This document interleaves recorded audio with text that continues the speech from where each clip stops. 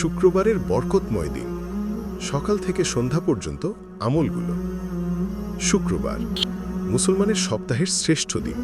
এই দিনেই আল্লাহ তাআলা আদম আলাইহিসসালামকে সৃষ্টি করেছেন, এই দিনেই তাকে জান্নাতে প্রবেশ করিয়েছেন, আর এই দিনেই সংঘটিত হবে কিয়ামত।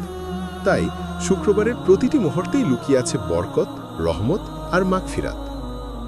সকাল ফজরের পর সূরা আস-সাজদা ও সূরা আদ-দাহর তিলাওয়াত করো। তারপর কিছু সময় দোয়া, তাসবিহ ও ইস্তেগফারে কাটাও। আর বেশি বেশি দুরূদ পাঠ করো, কারণ শুক্রবারে পাঠানো দুরূদ সরাসরি নবী সাল্লাল্লাহু আলাইহি ওয়াসাল্লামের কাছে পৌঁছে যায়। দুপুর জোহরের আগে গোসল করো, পরিষ্কার পোশাক পরো, সুগন্ধি ব্যবহার করো। তারপর জুমার নামাজে যাও। ইমামের খুতবা মনোযোগ দিয়ে শোনো, কারণ এই নামাজই সপ্তাহের সবচেয়ে মর্যাদাপূর্ণ নামাজ। বিকেল আসরের পর থেকে মাগরিব পর্যন্ত সময়টা বিশেষ। এই সময় বেশি বেশি দোয়া করো, কারণ এই সময়ের দোয়া কবুল হয়।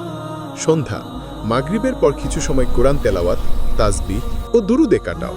যে শুক্রবারের দিনটি ইবাদতে কাটায় তার গুনাহ মাফ করা হয় এক জুমা থেকে আরেক জুমা পর্যন্ত। তাই আসো, এই বরকতময় শুক্রবারে আমরা সবাই আত্মাকে পরিশুদ্ধ করার চেষ্টা করি। দুরুদ, ইস্তেগফার ও কোরআনের আলোয় ভরি আমাদের জীবন।